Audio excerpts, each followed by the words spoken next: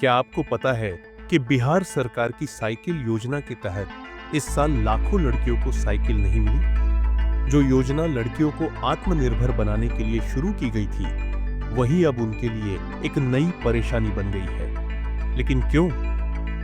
क्या सरकार के पास पैसे खत्म हो गए? क्या प्रशासन ने लापरवाही की? या फिर यह भ्रष्टाचार का एक और मामला है? आज हम आपको इस पूरे मामले की सच्चाई बताएंगे। बिहार सरकार की मुख्यमंत्री बालिका साइकिल योजना 2006 में शुरू हुई थी, जिससे सरकारी स्कूलों में पढ़ने वाली लड़कियों को 8,000 रुपए की मदद दी जाती है, ताकि वे साइकिल खरीदकर आसानी से स्कूल जा सकें। लेकिन इस साल लाखों लड़कियों तक यह सहायता नहीं पहुंच पाई। आखिर क्या कारण है कि इतनी बड़ी संख्या में छात्राएं इस योजना से वंचित रह गई?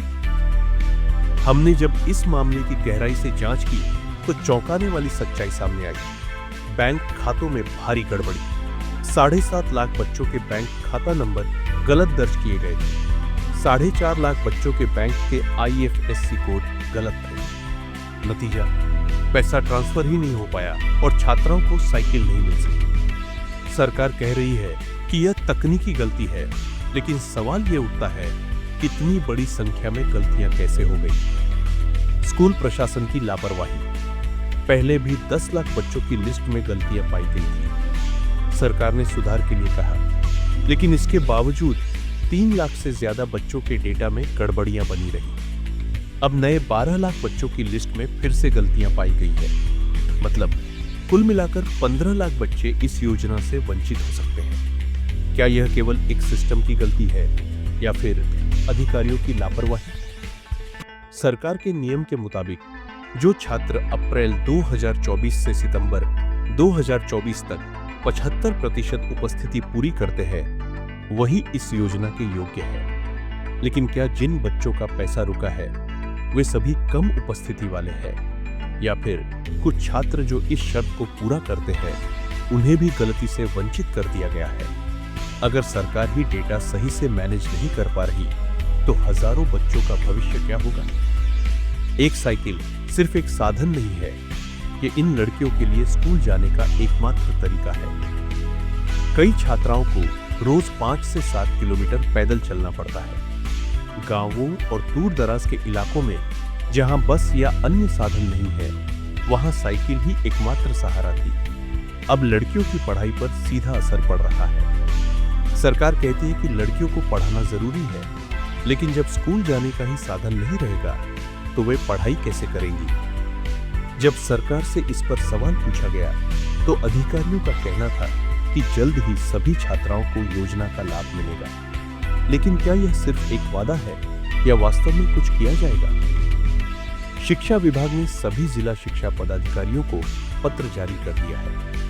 स्कूलों को लिस्ट में सुधार करने का आदेश दिया गया है। लेकिन क्या इस बार गलती सुधारी जाएगी या फिर बच्चों को फिर से इंतजार करना पड़ेगा?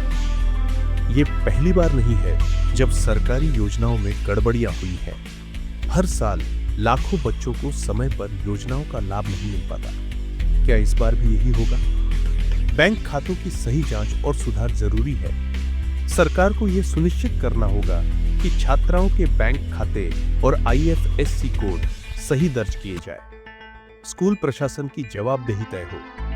अगर स्कूल गलत डेटा जमा कर रहे हैं, तो उनकी जिम्मेदारी तय होनी चाहिए। फंड ट्रांसफर की पारदर्शिता बढ़ाई जाए।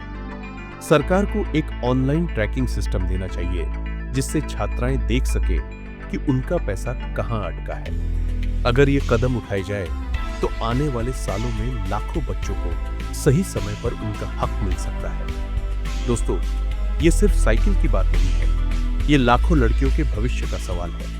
अगर आपको लगता है कि सरकार को जल्द से जल्द इस मामले को सुलझाना चाहिए, तो इस वीडियो को ज्यादा से ज्यादा शेयर करें। क्या सरकार इस बार सही कदम उठाएगी या फिर छात्राओं को अगली बार भी इसी समस्या का सामना करना पड़ेगा? अपनी राय हमें कमेंट में बताएं और हमारे चैनल को सब्सक्राइब करें, ताकि ऐसे जरूरी मुद्दों की खबरें आप तक पहुंचती रहें।